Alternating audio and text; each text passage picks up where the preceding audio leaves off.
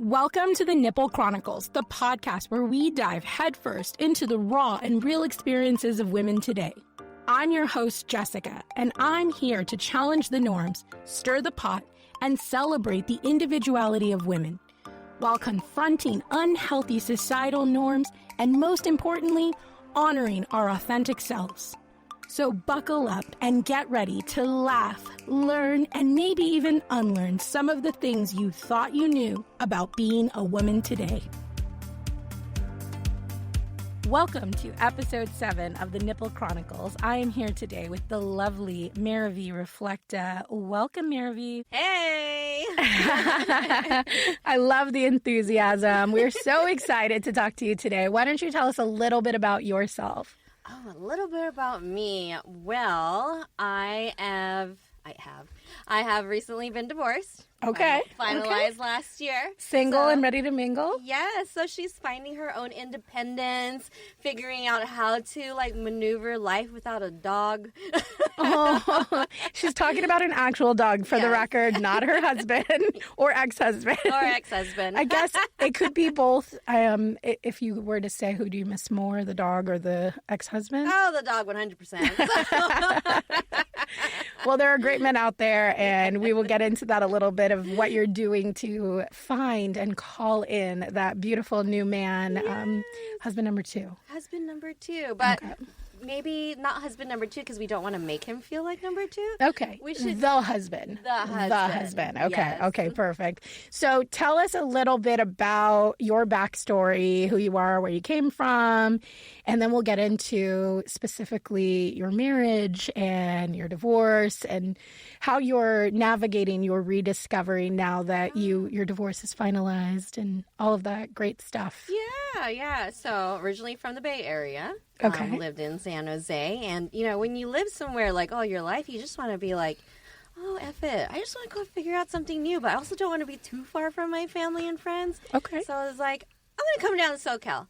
Whatever. I'm going to go figure it out. Okay. So I left on a whim. I put in my 2 weeks and my boss was like, do you have a new job? I'm like, no. And he was like, well, do you have a place to live? I'm like, no. And he's like, well, what are you doing? And I'm like, I'm just going to take off my little Honda Accord, my little tiny Shih Tzu. We'll be fine. I mean, that's adventurous. Yeah. And then, the guy I was dating at the time was like, well, I want to go with you because if I don't follow you, I will never know how this relationship will go. And I was like, oh, he really loves me. Oh, okay. And, so he followed me to lovely Long Beach. And, I was living off of savings for a couple of months. And then, I always think that I always find the next opportunity somehow, some way, or if it'll find me. And I landed a job after 3 months. And I was like, oh, perfect. Worked out. I was running low on my savings. So it worked out. The relationship was fine. I thought, it was healthy.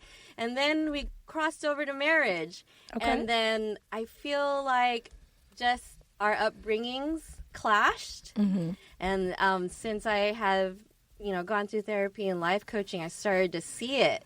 And then, part of me withdrew because that's what I did before is let me pull back really quick. I was avoidant. And then I would lock myself in my room I'm just working later hours in my home office. And then, things started to fall by the wayside. And then we ended up being divorced. Well, he left me. So, well, his loss, right? Yeah. And future husband's gain. Yes. So you actually shared during your pre-interview a little bit about your wedding day. And I think I really truly believe that our listeners would love to hear this story. Okay. So the marriage, I DIY'd everything. I was a pandemic bride. So I was like, well, a lot of things are open. Let me see what I can craft out of stuff I have at home or other places I can still shop at. Okay. And it was beautiful, Things started opening up. So I was able to grab some things that I was able to make with the bouquets and decorations, and it worked out. But as soon as the wedding day came, I requested to be alone. Okay. I wanted to be alone in my room. I wanted to get ready because I couldn't hire a hairstylist. I couldn't hire a makeup artist because I didn't know how these shutdowns were going. So I was like, I'm just going to end up doing it myself. So I was like, no, I just want to be alone, have a vibe, you know, it'd be a whole thing. And I was in there thinking to myself, like, this doesn't feel right. You know, and and I was trying to get like some music going on my Spotify. Okay. And of course I had the free one. So I was hitting like commercials, and then I was like, I'm going to YouTube. Nothing. All commercials too. And I was like, okay, it's not working out. And then after a while I was like, I'm going to start looking for an Uber. An Uber, like, to leave your wedding? To leave my wedding. Okay, where were your bridesmaids? My bridesmaids were just outside of the door. Okay. And, like, the photographer was in and out. And when the photographer would leave, I would, like, look for a ride, right? And then my maid of honor comes in, and she's like, oh, you didn't do your hair yet. Let me help you. And then I was like, okay. And I told her a little bit. I was like, I'm just a little nervous, you know? And she was like, well, you guys love each other. You've had a wonderful relationship. And she juiced me up like every maid of honor should. Yeah. Right? And I thought, like, okay, she convinced me. I'm just nervous, right? That's what I was going to say. Do you think it was just the pre-wedding jitters? I thought it was the pre-wedding jitters. Okay. Until I hit the aisle with my dad. Oh, no. Moment of truth. You can't turn back there. Oh, yeah. I saw everybody walk down the aisle, and of course the bride's last. Right? Yeah. And I'm there with my dad, and as soon as I put my foot on the aisle, I was like, oh, shit. Right? And then I saw the look on my maid of honor's face, and she was like, you're just nervous. That's fine. Come on over. And I was like, and then we started reading the vows, and I was like, okay, I'm just nervous, you know, I'm just nervous. Yeah. So, yeah, until that night, and I just remember taking a pause, and a part of me was like, oh, no, what did I do? Oh, no. Yeah. So you did not have a fun wedding night? No, you know what? Like, I thought that was supposed to be, like, something, like, fun and happy. I had fun with my friends. Okay. At the wedding? At the wedding, yeah. But then, like... Not the wedding night? Yeah, not the wedding night. And then we went right into the honeymoon. Like, we drove out to Santa Barbara with my dog. Okay. And I love that the dog got to come on the honeymoon. Yeah, she had to come in her cute little dress. And then, like, we'd go, and, like, I was exhausted. Yeah, I mean, I would expect that after, like, a whole wedding and, you know, runaway bride attempt. Yeah. And then I thought, like, well, maybe I'm just tired. But, like, my heart was telling me, like, no, we made a mistake, girl. So, and did that feeling ever subside throughout your marriage? I was only married for a year. Okay. Like a full 12 months, though. Yeah, full 12 months. I couldn't have it annulled. Well, I mean, obviously, like, that's a good amount of time from the doubts and, like, the runaway bride moment, or the thoughts, at least, of the runaway bride. There was a good amount of time. Like, a year is not a long time, but you stayed there. You stuck with it. Yeah, I stuck with it because I thought that's what you should do. You know, I followed all the rules. You know, I, like, would break peace with him where, like, there are some things I have to give up and some things I have to let him win on. Yeah. But a part of me still knew this is, like, not it, you know, and it was blaring, and I was like, no, we're supposed to make this work. We go to the couples therapy thing and stuff like that, until, like, couples therapy called for him to actually do some inner work and him to do more things. And then, you know, a lot of this was, like, you know, something that I'm used to because I had gone through therapy. I had gone through life coaching too. It was his first time. And then I could just see on his face that he felt uncomfortable with having to do the steps that our couples therapists. So in your time before you got married, did that or any of those type of, you know, breakdowns in your dynamic together, did that ever come up? It started coming up at last minute. You know, like, and you were together for how long? 4 years. 4 years. Or 5 years. 5 years before you got married, or 4 years before you got married and then the 1 year that you were married? Yeah. Okay. So in those 4 years, you never saw that side of him? No. At least I may have, like, let it go over my head. I didn't see it until after we bought the house, and then obviously my little dog died, and we got a bigger dog. Okay. And, I started seeing us, like, not matching up or not. Like our energies we were not vibing. Yeah, we were not vibing. Okay. Yeah. And so what had you, so you go through, tell us a little bit about actually being married. Like, what was the reality versus your expectations? my expectations was that we were going to continue as the couple that we were. We were always out having fun. You know, there were times where he wanted to stay home. I think he was a little bit of an introvert, and I was an extro at the time. And then I thought, okay, but until I started realizing he would go out without me. And I thought, like, oh, maybe he's just out with coworkers, with friends. And then I'd be like, oh, you're looking really nice today. How come he doesn't dress up like that for me? Later to find out after the divorce that he was going out on dates. So, while you were married? While we were married. And this was not that far into being married? No, not that far into. So how many months in did you notice that kind of difference in his behavior, in his aesthetic, how he was showing up and going out? I would say, let's see, we got married in August. I started seeing it around, like, the holidays, so maybe October, November. So, like, 4 months? Yeah. 4 months in? Yeah. Okay, so, I mean, this being a very, like, pro-sexuality, pro-women's health, well, here's the bottom line. How is your sex life? Oh, it was horrible. Oh, no. Oh, my gosh. I thought, you know what? I thought, like, oh, sex isn't everything. It's horrible, but I'm like, maybe it's not that important. Maybe I'm just being shallow, you know? And I thought, like, well, I mean, for the guys that are watching, his hoo-hoo didn't work. Oh. So I was like, maybe there's something wrong with me, you know? And I would try, like, put on, like, cute little things, bring little toys into the bedroom, do something exciting. Yeah, like add a little spice. Yeah. But again, even... did this start from the very beginning, like once you were married, or did you have those issues in your sexual, your sexual experience the whole time? The whole time. The whole duration of the relationship. Okay. So I'm excited for this podcast. For those of you that are listening, know that, again, check out episode 2, actually, where we talk about healthy female sexuality. Yeah.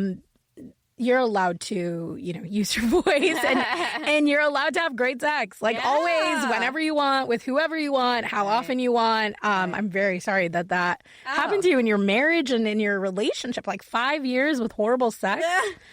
I mean, for him, it was probably enjoyable. I mean, like, he had the time of his life. But in my mind, I was like, I've had better.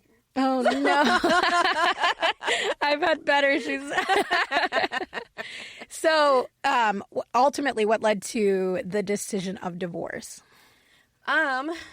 Well, he made me go through couples therapy. Okay. Was that his idea, by the way? That was his idea. Okay, so his idea to go through couples therapy. Yeah, and, like, the first few times he asked me, I denied it because I was like, look, I want you to seek help for yourself. Okay. And I get to be okay with whatever decision you come up with. Okay. Because I already had a life coach that I checked in with. Yeah. I already had a therapist, too. That's like triple the homework. So you were already doing the work. You wanted him to do the work for himself on himself. Yeah. Okay. That, I think, that kind of thing is a personal journey. Yeah. And like, you can only tell your husband or wife so much. Yeah. But you can go deeper with a stranger. Yeah, just one-on-one. Yeah. So it was his decision ultimately for divorce. Mm-hmm. It was. And like I said, like when the couples therapist had us do things together, you could just see on his face that he was resistant. Like he was not wanting to do that. And then I started to notice like he usually goes out to watch football, right? Okay. Guys go out to watch football with their friends. And then I was like, okay, I'll go with you. And he goes, oh. And I'm like, what's wrong? I've gone out with you to go watch football. I mean, I come for the snacks. So, ladies, if you're listening, that was her little first advice tip to us. Join your men in the things that they like to do. Just ensure that there are great snacks. Yes. And then he'd say, oh, no, I'm going to just stay home and watch it on. So he would change his plans when you attempted to include yourself. Yeah. Okay. Yeah. Where else did you see other red flags, even leading up to the divorce? Other red flags. I would see, well, I went through a moment where I was going to go see some of my friends in other states. Okay. So doing a little traveling. Yeah, a little traveling. And I was like, oh, I'm going to do this little thing with the girls, right? I'd be away. And then I would see the garage open at 2 a.m. Like on the, whatever, the cameras or whatever. Okay. On the app, because like both of us have access to the garages through our phone. Okay. And I'd see that open and I'm like, why is it opening at odd hours? Like, what's he doing? Yeah. Yeah. And I'm like, well, if you're cheating on me, you could have her walk through the front door. Right. Don't do something. That's not accessible to me. Like. So it was almost like he wanted you to know, like. Yeah. Or he was just being reckless. Yeah, and then whenever I'd come home, I'd see him cleaning the entire house. He'd never did that. Like, he'd do, like, light vacuuming, you know what I mean? But, like, he'd do the laundry. He'd wipe the baseboards. He'd do a deep cleaning. Interesting. Like, but, I mean, also, what was he doing at the house when you weren't there that he had to deep clean it? right? Maybe he was hosting an orgy. I don't know. I mean, that would be the only time that I would think, like, you would need to. Or, like, what was he doing? Or who was he doing that he had to, like, deep clean the house? Maybe we just had some crazy kinks that you didn't know about. I don't know. With a penis that wasn't working, I don't know how far he could have gotten. But I think with a penis that isn't working, you might have to develop some other kinks to kind of like compensate for it. Well, he obviously didn't do it with me. Not with you. Yeah, so he refused. Well, I mean, obviously that was a massive breakdown just in your relationship overall. Again, sexuality being key in your relationships. It's part of, you know, one of the ways that we form intimacy and create that partnership. So I'm very sad that happened to you. And I would hope, we'll get into that in a second of how's your sex life post-divorce? Well, I'm grateful that happened to me because I learned that, yes, sex is important in a relationship. Yeah. No, that's good. So again, there's tip number 2. Yes. Sex is important in the relationship. Yes. And if it's not important, I mean, the amount of sex and the type of sex is all, you know, dependent on the person. But for you in that situation, that type of sex was not working. No, it was not. Yeah. One of the most vanilla-ish, like... Not even vanilla, like no calories, fat-free. 0 sugar. And not to knock all of those alternative, not ice cream, faux cream. She had lots of faux creams in her marriage.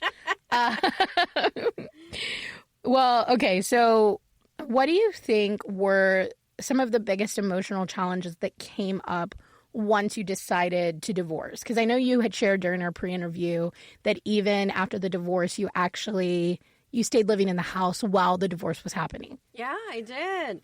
You know what? Like, it was a battle for the house, you know, and it was a battle for the dog, too. And I was like, I put so much effort in this house, you know? And then it just got worse and worse. I would hear him bring other women home, and I would vent to my lawyer, and he's like, well, you have one more step. And I was like, okay. So he went for the assets on both ends. And then that's when my ex-husband got really angry. He's like, you're going to tap into the assets. I'm like, wait, hold on. We were only married for a year. What am I going to get, $100? And I'm just like, you get to leave or we tap into that. And he's just like, oh, God. And I was like, how long do you need? You need 2 weeks, 3 weeks. How long you need? Like, so you gave him a deadline to get out. Yeah. Well, I mean, it's also really unfortunate for you to be in the house while he's having these other extramarital relationships and bringing these women to your house. Yeah, and we had an agreement to not do that. And, like, he was like, well, I'm still the owner. And I'm like, I get it, but, you know, let's be respectful of one another here. Yeah. And, you know, it's one thing for me to throw his clothes in the hallway, but it's one thing to bring another person home. Well, because you said during our pre-interview that you kicked him out of your bedroom. Oh, yeah. And you just sent him over to the guest room. Yeah. Which, I mean, is totally, like, that totally makes sense. I'm sorry. If I'm going through a divorce, I don't want to sleep in the same bed or have my, you know, soon-to-be ex-husband's clothes in my closet. Like, I think that was definitely a fair, like, action on your part to put the things, I mean, maybe the energy of tossing it out was not from like the healthiest healed space, but there's a lot of emotions underneath that I can't even imagine that would have you like act that way. Yeah. Oh my God. The funniest thing about throwing his clothes out in the hallway, do we have time for this one? Sure. So I threw his clothes in the hallway. He emails me and my lawyer the next morning and says, well, I'm taking money out of the joint account because I didn't know that you would throw my suits out in the hallway. I have to install another closet rod into the guest bedroom.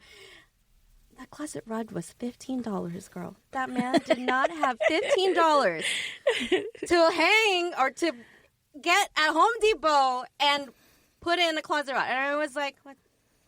$15? Are you serious? That kind of seems more like he was being a little petty at that point. Oh, girl. I mean, I heard him struggle with putting it in, and then the next day I saw this closet rod in the garbage. So... Oh, no. So he took the money out of the joint account, tried to install something himself, failed, threw it in the trash. I mean, I love men. Like, this podcast does not insult men. We love them. We're very pro-men, pro-man. But it just kind of seems a little petty to not, and then him not even be able to do it. I know. And how much clothes does he have that it didn't fit in like a traditional closet? I mean, he was an advisor, a financial advisor. Okay. So the man had all the suits. So okay, yeah. okay, I get it. That's part of his job to have that good aesthetic, but it still feels like, you know, he was being petty towards you, and it was just looking for something, like something to trigger you. Yeah. And I usually think, like, if you're the one calling the divorce, wouldn't you have a head start? Yeah, a plan, right? An exit plan. Yeah. Yeah. No, that makes sense. Well, so again, during our pre-interview, you shared a little bit about your support system and how your parents really stepped up and they really supported you, and how that even, you know, supported that and fostered the growth in reconnecting with your parents and having that deeper relationship. Yeah, it even surprised me because, you know, your parents always like set you out. Well, mine like just kicked me out and was like, figure it out, Mare. Oh, no. out of the nest, they were like, fly, baby, fly. Yeah, and the night that he gave me the news that he filed for a divorce, I cried to my friend that lived in Japan, because I knew he would be awake because their hours are different than ours. Their head. Right? And then I'm talking to him until like, I don't know, maybe 6 a.m. And he had been a longtime friend of mine from like high school. And he's like, hey, I remember your parents. Have you called your mom? And I'm like, oh, no. Let me cry this out first. He's like, just rip the Band-Aid off, Mary. You're going to have to tell them anyways. And my ex-husband divorced me a week before Christmas. So I had to go see family the next week. And so I didn't have to. You got to, yeah. Yeah. And so he was just like, get off the phone with me, call your mom, call your sister, give them the news. And I was like, oh, God. All right, I got to do it. Right? I'm like sleep deprived. And then like I called my mom. She calls me on FaceTime instead. She flipped it around on me. And I was like, oh. Well, she got to see the authentic you that had just got some very shocking news. Yeah, and she's like, you okay? Your face is kind of... Thanks, Mom. Yeah. And I broke down and I told her, and she's like, well, come back up. You know, you can escape for a little bit. And I was just so dismantled or discombobbled, whatever the word is. And it was the worst. But like after that, like my mom and my dad started like calling me more.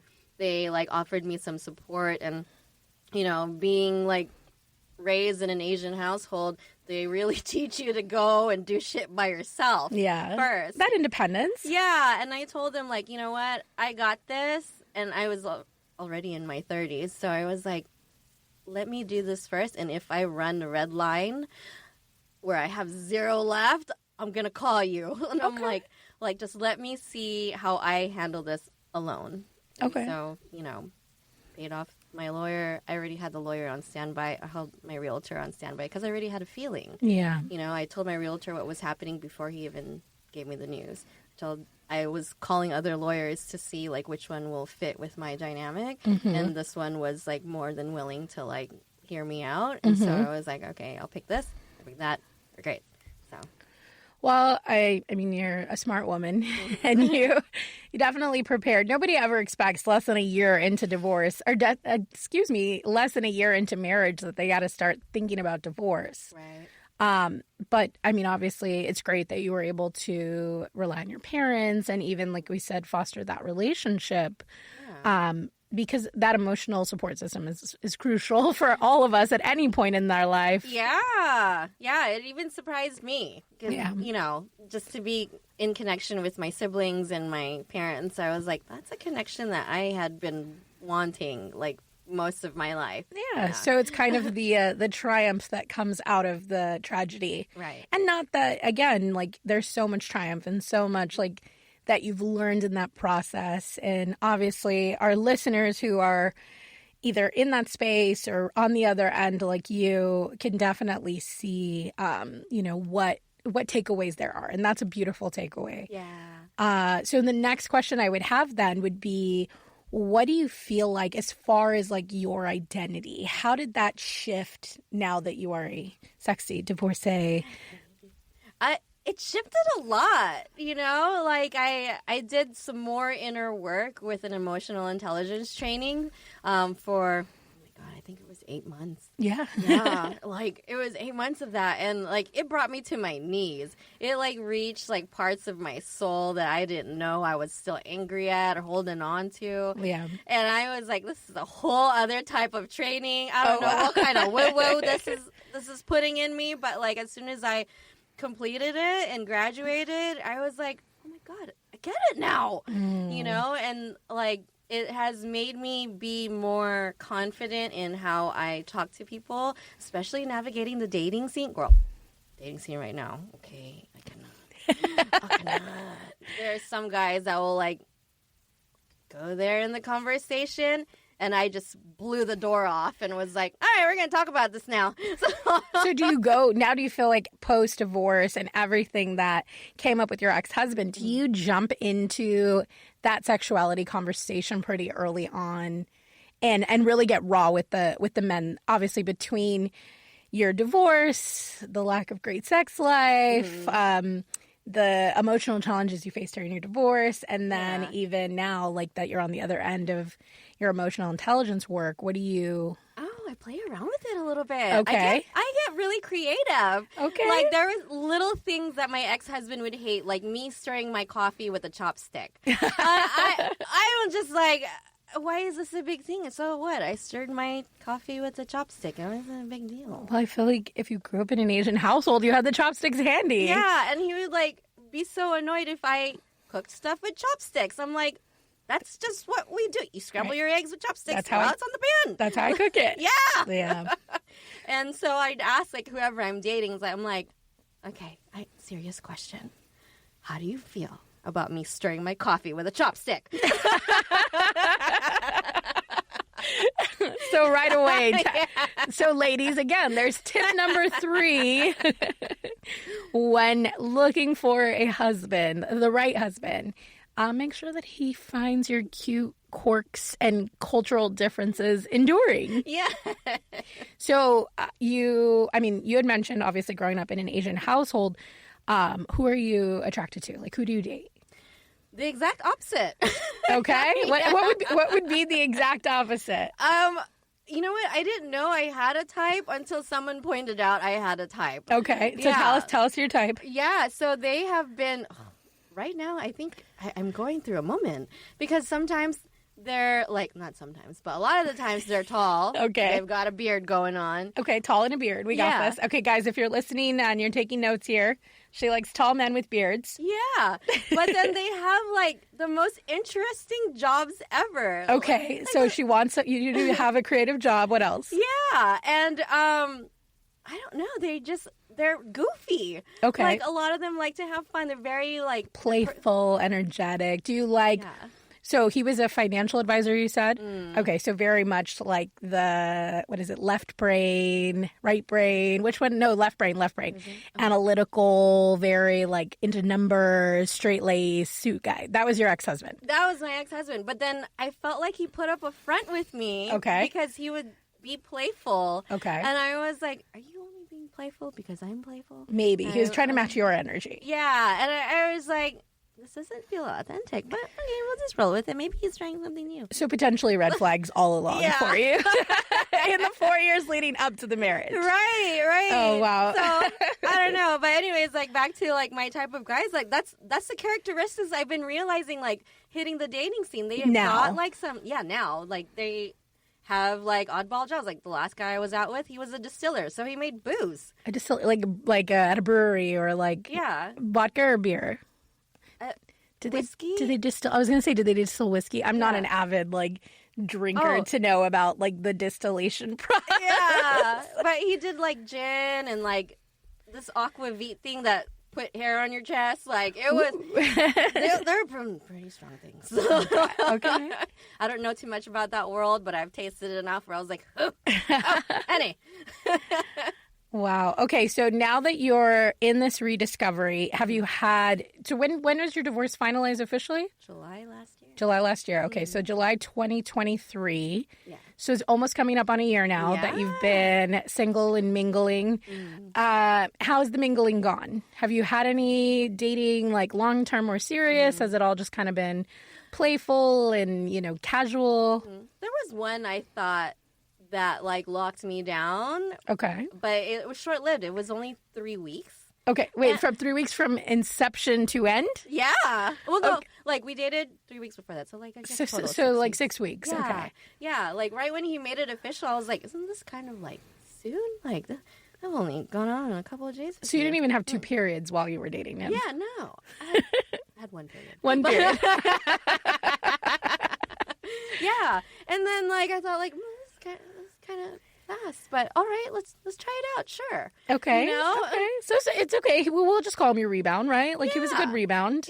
Yeah. 6 week rebound. About, what would that have been? Like 10 months? No, like 9 months after your divorce. Yeah. And then he started telling me about his family dynamic, his past relationships. Then I was like, oh my God, I am triggering your mother wound. And then I was like, oh my gosh, he's triggering my father wound. And I put 2 and 2 together, and I was like, this ain't gonna last. Hang on. So a little trauma bonding. Yeah, a little trauma bonding. But at the same time, like, I know the person that I have grown to be after all your work. All the work. I mean, it always continues. It continues, yeah. But, like, I started to think, like, I can't give him enough trauma. You can't give him enough trauma? Yeah, I can't give him enough trauma like his parents or like his past relationships have given him. He doesn't need any more. He was full on his trauma meter. Yeah, and I think he was bracing for impact that I was gonna cheat on him or I was gonna abandon him, and I always did like the extra like welcoming him into my friend circles, letting him meet some of my friends, and then I realized I'm like, wow, I'm just throwing you in there. Oh, yeah, this is my boo boo. So, that might be a little intense, right? Yeah, and then he also left me, and I was a little distraught because I went into people pleasing mode, and I was like, there's my father wound, trying to get somebody to stay when he's emotionally unavailable. So I was like, damn. Do you know your attachment style? Like, are you the, what is it? I can't think of the one that like latches on. Oh, I'm a fearful avoidant. Oh, you're an avoidant. Yeah. Interesting. Based off of what you just described in your last relationship, that 6 week trip. Yeah. I was giving myself a challenge, and I was I can't do the same thing I did last time. Let me just fight for it this time. So. Stretching yourself into it. But it might have been a little premature. Yeah. Okay. I mean, at least you have the recognition that, it came a little too fast. Yeah. And, I tried it out, and I tried something new, and I realized that's not for me. So. Okay. Well, so actually you didn't tell us, you said tall and beards. Do you predominantly like white men, black men, Asian men? I'm seeing a lot of them are white. White, okay. Yeah, but there's the common factor. Yeah, but then I also had dated some Middle Eastern men. Okay. I was like, okay. Open, yeah. I don't really attract Asian guys. And for the record, or for our listeners, you're Filipino and what else? Filipino. Okay. Yeah, okay. Filipino, but my family held on to the Spanish language, so I don't know if anybody knows this, but the Philippines was conquered by Spaniards, and so that's how the language stayed. That's where Spanish got spread around. Well, this is not the podcast to talk about colonialism, but the truth about it. So are you open then, I guess, to dating Latin men? I'm open. Okay. Yeah. So open, ready. Are you dating on any of the apps? Are you out? You know what? I tried the apps last year. Okay. those guys ended up becoming my best friends. Oh, I love it. Okay. Yeah, they were so sweet. You know, some of them I'm still friends with, but like some of them like was looking for something else. So I was like, I'm just having fun right now. And you know, for the ones that stay, like we formed really good friendships. Okay. I love that. She's just out here on the dating apps, like making friends. You are not an eligible contender, sir, but here is your consolation prize. You get to be my friend. Yes. But actually, like, I feel like I don't always give friendship away. Like, sometimes some of these people that you date on these sites, they're just kind of like, okay, that didn't work out. Like, next, thank you. Yeah. Oh, yeah. One of the... Maybe I should get, like, Starbucks cards or something. Like, when I tell them, like, no, thank you, just give them this is not going to work for me. We clearly have different expectations, but here, have a coffee on me. Okay. I love that. It's your consolation prize. Here's your consolation prize. Like, have a coffee on me, no problem.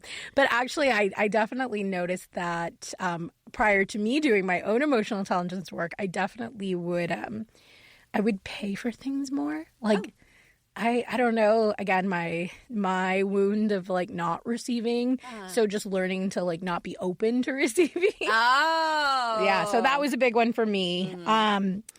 So just kind of going back to, I know we skipped over this a little bit, but you don't have kids, right? Like in your marriage, just the dog. Oh, thankfully we didn't, because we were working on it like the first half of the marriage. And then after a while, I was like, wait, I don't feel good about this. This is my body. Yeah. You know, and I was like, I want to enjoy our marriage child-free, because as soon as a kid comes in, you're locked in. Yeah, it's also going to change your whole dynamic. Oh, yeah. Yeah. So just a little bit about your, like, did your parents, were they married? Like, are they still married? Mm-hmm. Okay. So long-term relationship. Yeah. Like, so you talked a little bit about, obviously, life after divorce and this rediscovery phase that you're in now. How do you think, like, what advice would you pass on to women out there that are married, that are maybe on the brink of divorce, that are going through divorce? Like, what advice would you give, especially in terms of like the financial ramifications and obviously like dealing with some of the legal stuff? Yeah, I mean, for the newer brides, is that well, just a general like advice that you would give out? Oh, general advice. Once you are ready, you know this is your person, start talking about finances. Start talking about like your goals long term, and really seeing how that person saves and how that person views money, how that person views changes in lifestyle, you know. And like also for me, because my ex-husband's famous last words was that he was unattracted to me because I was overweight. And you know, like, does your partner understand that your body will go through so many changes as you age? You're going to get a wrinkle. You're going to get a white hair. You're going to, like, put on some weight.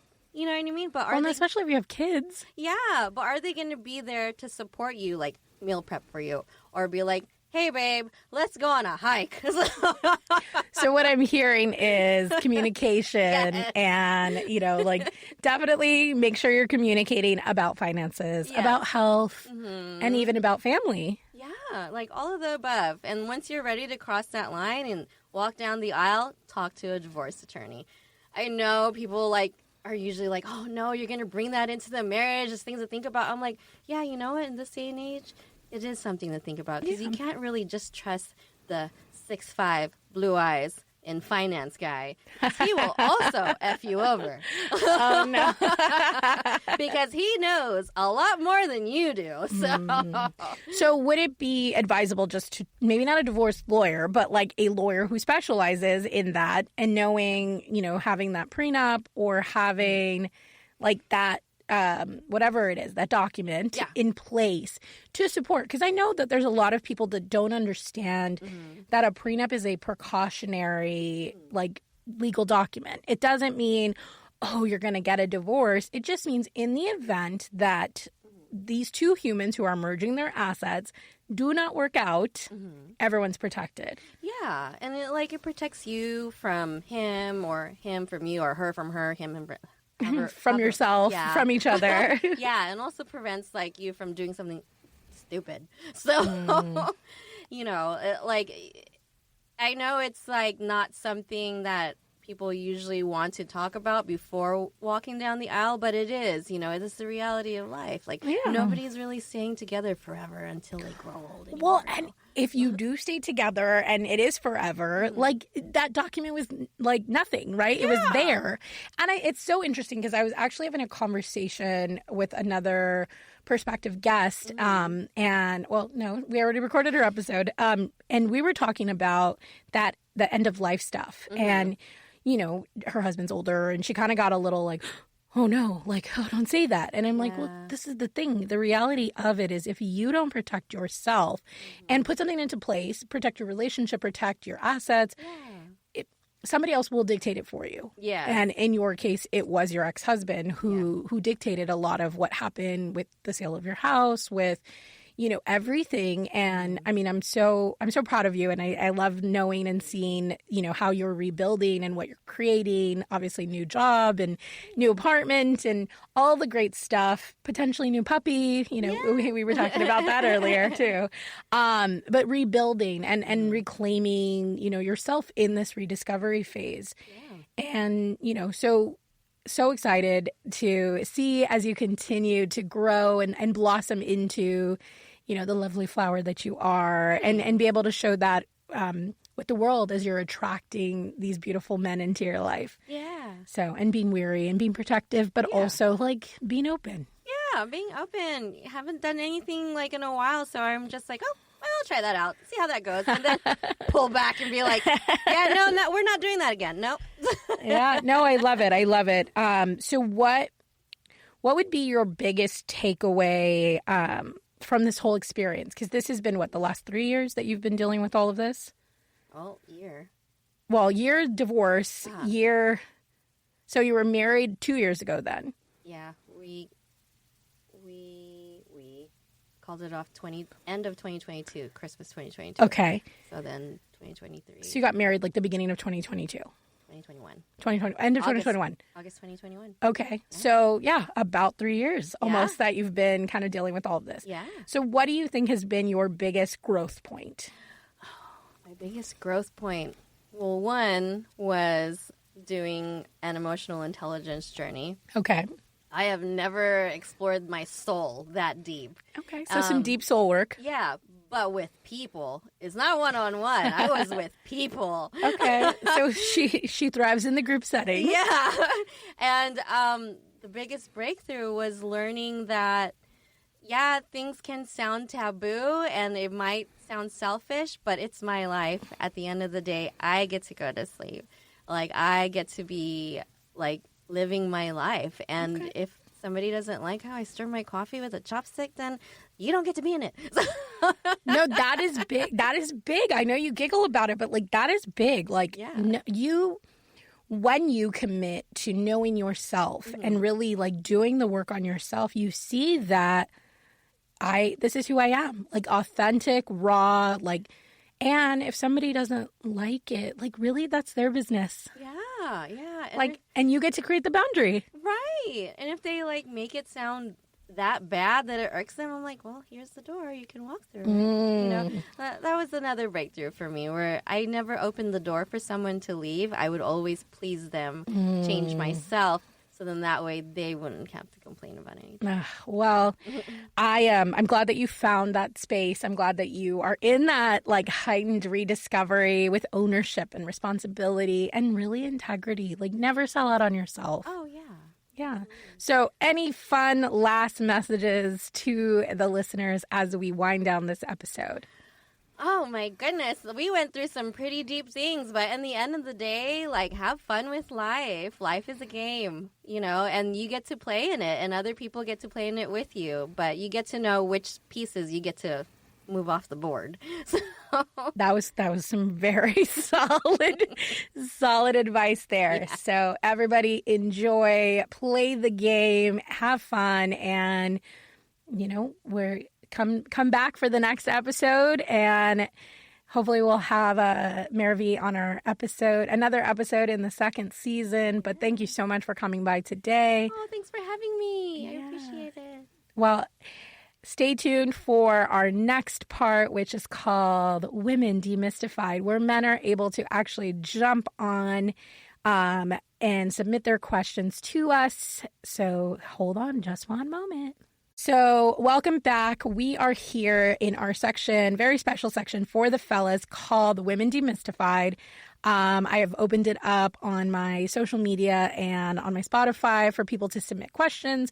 I mean, women can submit questions too, but this is the section for the fellas. So in this section, we ask our guest questions that that men may not have been comfortable asking them because, society or taboo. So let me see here what I got for you. Okay, first question. What was it like the first time you had sex, i.e. lost your virginity? Oh my gosh. I was a late bloomer. Okay. I lost my virginity at 20. 20, okay. Yeah, she waited. That's good. That's good, right? I mean, it's all like doing it when it's the time for you. Yeah. And like, I would say it's pretty boring. Okay. Like, we started the making out part and then we got to doing the thing. And I was like, this is not pleasurable. This is like, it hurts. Yeah. And I was like, people like doing this? Like, and then it was a short one, obviously. Yeah. And I went to the bathroom like, I don't like this. Oh, no. Have you gotten over that? I got over that part. Okay, that's good. Okay, that's good. It took me actually, because I lost mine when I was 17. Ooh. To the cute neighbor up the street. Okay. But it was bad. It was really bad. And it was really quick. So I was right there in that with you. Yeah.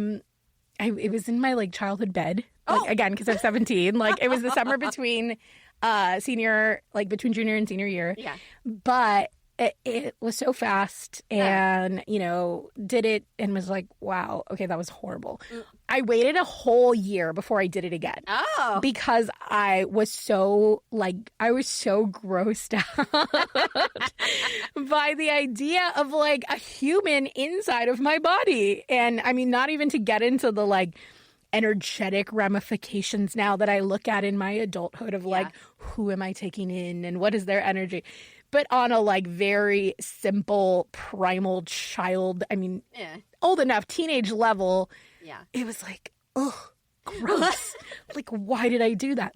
So I remember the second time, yes, not the question, but the second time, he was so small that I was like, wait, does this even count?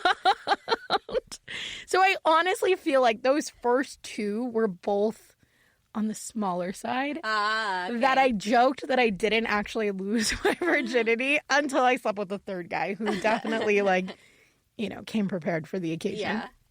But it was really one of those I didn't actually start to like it until the third guy. Oh, okay. So for those of you that are virgins or men who are planning to have an encounter with a virgin, please be aware that it is a very interesting, experience. And there's going to be moments that might be a little uncomfortable and awkward. But, I feel like that's the case with the first time you have sex with anybody. Yeah.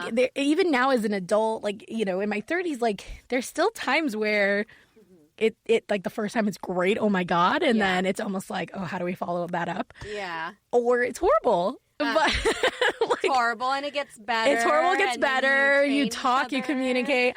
I don't know. In the past, I definitely was the one that would be I would at least give him two. I feel like that first audition, I would give him a call back. But sometimes, I don't know. It's bad once, then it's bad twice. I'm I don't know. I don't think I could. I don't think I can continue this on. Yeah, well, not only just the sex, it would be more the connection too, because I think for me at least, as a woman, or maybe it also applies to men too, as a person, as a human, I crave connection, communication, touch, feel, and all that. All of it gets to come all together, and then once you hit the bedroom, it's either good and it's good, or it's bad and it's bad, and then you're well, sir. Good day.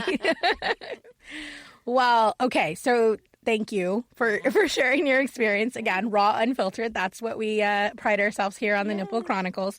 Second question. So in your marriage, would you be open to having either a swinger situation or even threesomes?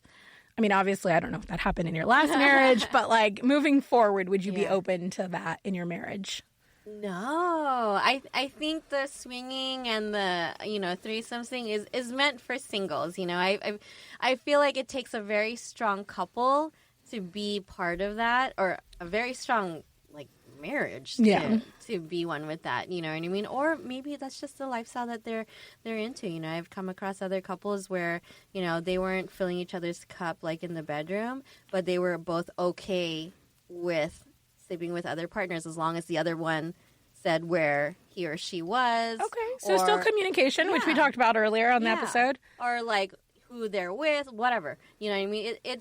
It depends on the couple. But I know for me, it wouldn't work out, because then once you cross that marriage line, I feel like my feelings get too involved. And Okay. So you're emotionally invested as well in the in the emotional relationship, in the mental relationship, in the psychological relationship. Yeah. So in general, I mean, now that obviously now that you're single in your rediscovery, is that something that you have explored, or is that just strictly in marriage you wouldn't do it? Are you open now in your singlehood?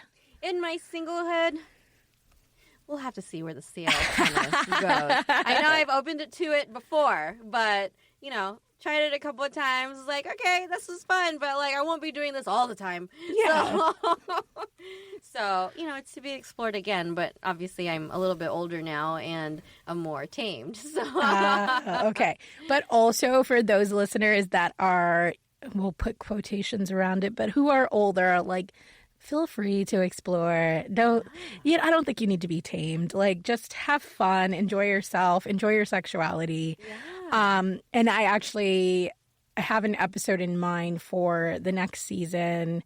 I don't know if I have space this season to squeeze it in, but I want to talk to, and I'm open to talking to, someone who is in, I guess we could call it alternative or polyamorous or open relationships, and kind of get their perspective on that, because I feel again, you're saying, when I'm single, definitely open to mingle, and I have gone, I've gone to parties, I've had those sexual experiences, and they can be fun, but also, like you said, it's not something I need every day or all the time. I'm open, but it's not necessarily always on the menu. Yeah, no, it's one of those things that it's on the menu sometimes, and you're do I feel like that today? But I don't know if I'm going to see that again. But am I going to try it now?